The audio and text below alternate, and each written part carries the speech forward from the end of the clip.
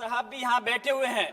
मैं कहना चाहता हूँ कि माननीय अल्पसंख्यक मंत्री जी कह रहे थे कि जब वो चुनाव में गए थे तो उनसे कहा गया कि वक्फ बिल को लेकर के आया जाए, इसलिए लाए हैं।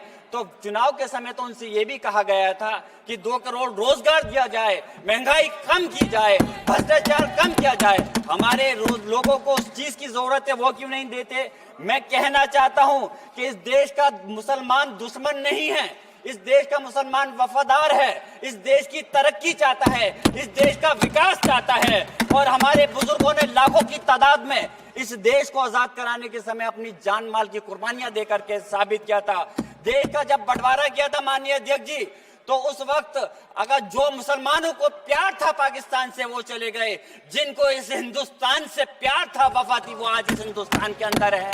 हम इस देश के दुश्मन नहीं, हम इस देश में नौकर भी नहीं हैं, हम इस देश के मालिक हैं। और हम चाहते हैं कि सब लोग मिलकर के, सारे धर्मों के लोग मिलकर के इस देश की तरक्की की बात करें। मैं पूछना चाहता हूं कि मुस्लिम के 5 साल मुसलमान होने के बाद प्रॉपर्टी को वक्फ कर सकता है?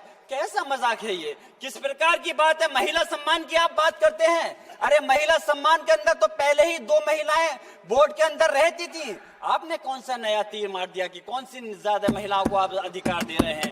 मंत्री जी भी कह रहे थे कि तमिलनाडु और केरल के लोगों को कहना चाह रहे थे। मैं पूछना चाहता हूं, याद रखना, ये बिल इतना खतरनाक है, हमारे सारे समाज को तोड़ने का काम कर रहा है। और बिहार और खासतौर से आंध्र प्रदेश की जनता आपके सहयोगी दल को कभी माफ नहीं करेगी अगर वो लोग इस बिल पर आपका साथ देते हैं। तो मैं कहना चाहता हूँ, कमाल की बात तो ये है, मुस्लिम समाज को हक देने की बात वो लोग कर रहे हैं जिनके पास 240 सांसद होने के बावजूद एक भी मुस्लिम सांसद आपके पास नहीं है। आप बात कर रहे हैं, मुझे अफसोस है कि आप इसकी बात कर रहे हैं। सत्ता पक्ष के लोग मुसलमानों की तरक्की की बात कर रहे हैं। आपके मुंह से ये बात अच्छी इसलिए नहीं लगती, मुसलमानों को उत्तर प्रदेश हो या हिंदुस्तान का कोई सा हिस्सा हो, उन्हें नमाज पढ़ने से दिक्कत है। माननीय अध्यक्ष जी, बस मैं अपनी बात खत्म कर रहा हूँ। अजान से दिक्कत है, मदरसों से दिक्कत है, मुसलमानों के कारोबार से दिक्कत है, मुसलमानों की स्कॉलरशिप को बंद कर रहे हैं, और उसके बाद वक्फ के माध्यम से मुसलमानों को हक दिलाने की आप बात कर रहे हैं।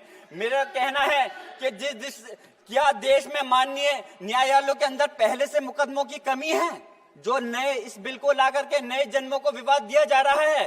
आप वैसे तो संवैधानिक प्रक्रिया पर यकीन रखते हैं, आप कहते हैं कि संवैधानिक प्रक्रिया के तहत ही हर बूथ में चुनना चाहिए, तो मैं वक्फ बोर्ड के अंदर क्यों आप नॉमिनेट करके सदस्यों और अध्यक्ष को नॉमिनेट करके सरकार के कंट्रोल में करना चाहते हो? मैं अपनी बात खत्म करते हुए मैं सरकार से कहना चाहता हूं आपके माध्यम से माननीय अध्यक्ष जी कि इस बिल को वापस लेना चाहिए। इस बात की वाजिब चिंता है कि यह विधेयक नौकरशाही की ज्यादती को बढ़ावा दे सकता है, जिससे मुस्लिम कम्युनिटी में विश्वास कम हो सकता है। संस्कृति और मजहबी विरासत की हिफाजत कभी भी प्रभावित नहीं होनी चाहिए। मैं आप अलग से मुस्लिम संस्था के आखिरी बात माननीय अध्यक्ष जी, आखिरी बात मैं कंक्लूड कर रहा हूं। मैं पूछना चाह रहा हूं कि दूसरे समुदाय के लोगों को वक्फ बोर्ड के अंदर रखने का क्या मतलब बनता है? क्या आप दूसरे मजहबी संस्थाओं के अंदर मुस्लिम समाज को भी रखने का काम करेंगे? तो इसलिए इस प्रकार का भेदभाव, नफरत की दीवार खड़ी मत करिए। इस देश की तरक्की के लिए सब लोगों को मिलकर के साथ चलना पड़ेगा। मैं अपनी बात इस शेर के साथ खत्म कर रहा हूं माननीय अध्यक्ष जी कि ये इंसान के बनाए हुए काले कानून, ऐसे कानून से नफरत है, अदावत है मुझे, इनसे हर सांस में तहरीक बगावत है मुझे। बहुत बहुत शुक्रिया माननीय अध्यक्ष।